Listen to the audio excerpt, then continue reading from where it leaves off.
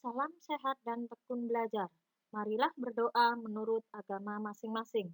Berdoa mulai. Berdoa selesai. Nah, kita akan memasuki ke bab baru tentang organ pernapasan dan mekanisme pernapasan.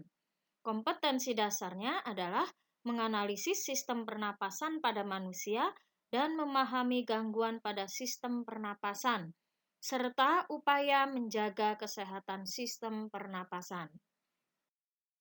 Nah, tujuan pembelajarannya adalah yang pertama, menjelaskan pengertian bernapas dan respirasi.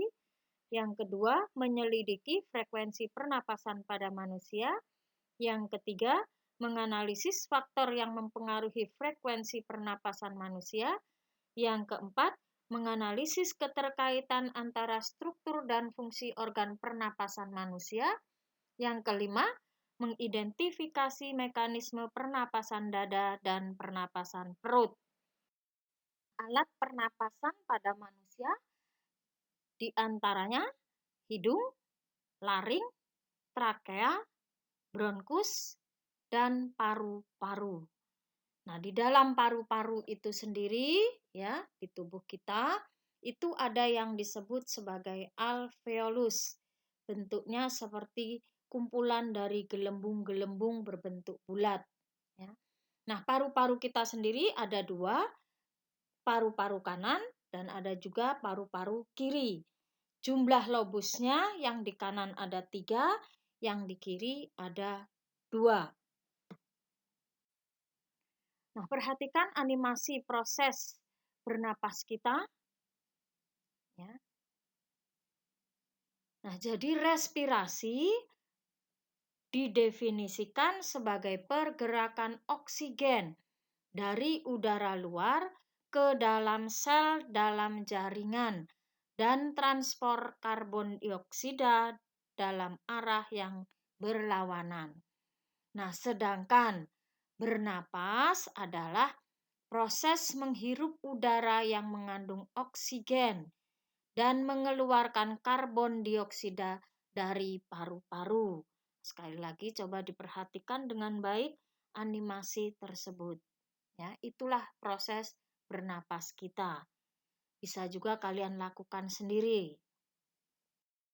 Karakteristik alat-alat pernapasan.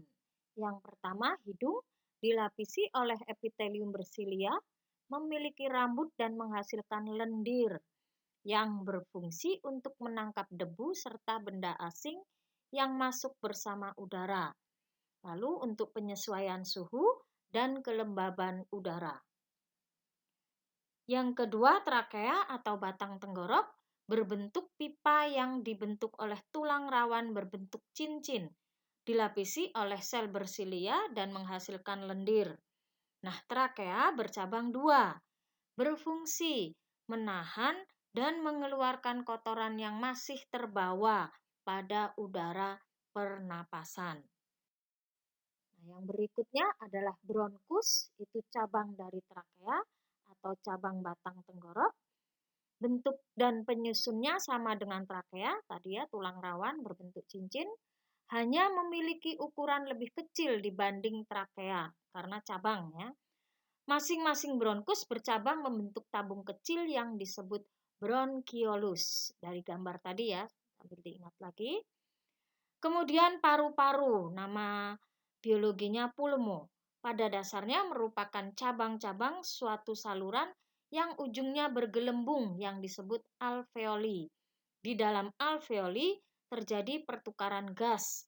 Paru-paru kanan lebih besar karena ada 3 lobus dibandingkan paru-paru kiri karena hanya 2 lobus. Lalu dibungkus oleh pleura. Jadi dilapisi oleh selaput yang disebut pleura. Nah, cepat lambatnya atau frekuensi manusia melakukan respirasi dipengaruhi oleh beberapa faktor. Yang pertama, umur. Bertambahnya umur mengakibatkan frekuensi respirasi menjadi semakin lambat. Yang kedua, jenis kelamin. Laki-laki frekuensi respirasinya biasanya lebih cepat. Nah, ini sebenarnya nanti berkaitan dengan aktivitas ya. karena disinyalir aktivitas laki-laki itu lebih banyak dibandingkan aktivitas perempuan. Nah, kemudian suhu tubuh. Jika suhu tubuh turun, maka kebutuhan akan oksigen meningkat, sehingga frekuensi respirasi akan meningkat juga. Lalu posisi tubuh saat berdiri, frekuensi respirasi lebih cepat dibandingkan saat duduk. Nah, ini karena seluruh massa tubuh itu ditopang oleh kaki ya, hanya dua yang menopangnya. Lalu aktivitas. Jika aktivitas banyak, frekuensi respirasi semakin meningkat. Nah, ini berkaitan dengan kebutuhan energi. Karena semakin banyak energi dibutuhkan, maka proses pembakaran tubuh itu juga semakin tinggi. Untuk proses pembakaran tubuh dibutuhkan oksigen. Kita lanjutkan ke mekanisme pernapasan. Ada dua macam ya, mekanisme pernapasan dada dan juga ada mekanisme pernapasan perut. Nah, yang mekanisme pernapasan dada itu diawali dengan kontraksinya otot antar tulang rusuk. Nah, tulang rusuk kita itu ditutupi oleh otot. Nah, itu berkontraksi, lalu tulang rusuk akan terangkat. Rongga dadanya membesar, lalu paru-paru mengembang, masuklah udara. Ya. Kemudian jika otot antar tulang rusuk relaksasi, tulang rusuk itu akan turun. Rongga dadanya menyempit, paru-paru menyempit, maka keluarlah udara pernapasan atau ekspirasi. Pernapasan perut ini melibatkan otot diafragma.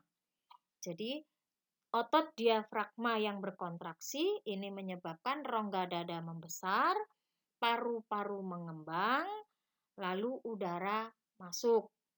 Sedangkan saat otot diafragma relaksasi, rongga dada akan menyempit, paru-paru menyempit, lalu keluarlah udara pernapasan. Nah, seperti itu yang namanya pernapasan perut.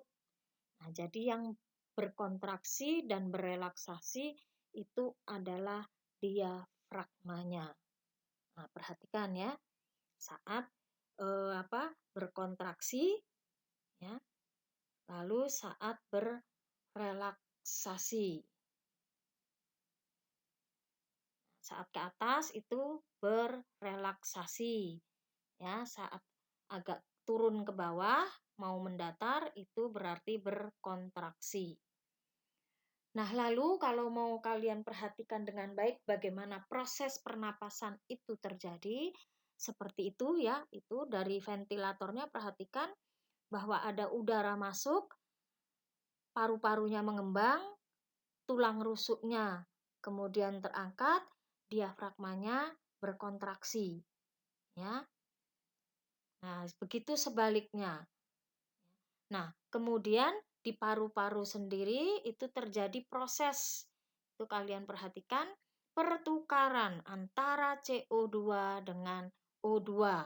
Nah, O2-nya yang sudah disaring itu nanti akan berdifusi ke sel-sel tubuh, ya. Nah, ada beberapa organisme yang dalam proses respirasinya tidak membutuhkan oksigen. Nah, ini disebut sebagai respirasi anaerob. Nah, ini biasanya dilakukan oleh beberapa bakteri, jenis bakteri. Ya. Lalu lawan katanya adalah respirasi aerob. Nah, ini yang membutuhkan oksigen, seperti kita. Ya. Lalu pertukaran gas yang terjadi dalam paru-paru itu disebut sebagai respirasi eksternal. Sedangkan respirasi intrasel itu adalah respirasi yang terjadi di dalam sel. Nah, tadi sudah Ibu katakan, O2 itu nanti akan masuk ke dalam sel, ke bagian organel sel yang disebut mitokondria. Disitulah oksigen digunakan, ya, untuk proses metabolisme tubuh. Baiklah, materi kita selesai.